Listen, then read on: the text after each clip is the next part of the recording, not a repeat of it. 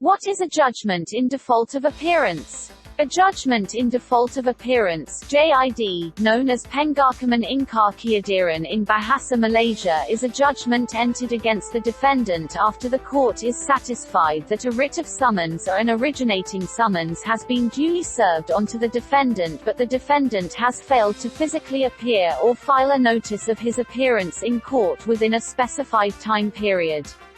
It is important to keep in mind that a JID is binding against a defendant, and such judgments can be executed against them. How is a judgment in default of appearance entered? A legal action in the civil courts are initiated via a writ of summons or an originating summons. Upon the issuance of the sealed writ by the court, the plaintiff is to serve the sealed writ to the defendant within 6 months after the writ is issued by the court. After being served with the writ, the defendant has a duty to enter an appearance. This can be done by completing a memorandum of appearance and handing it to the court registry. This would mean that the defendant has entered appearance and is going to defend himself.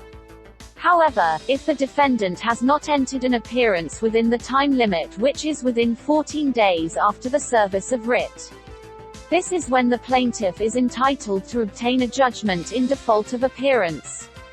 The plaintiff would file an affidavit of service which states that the writ has been served onto the defendant either by personal service or our registered post, and upon satisfying the court that the service is done regularly according to the rules of court (ROC), the plaintiff will get a JID. After obtaining the JID is to be served on the defendant.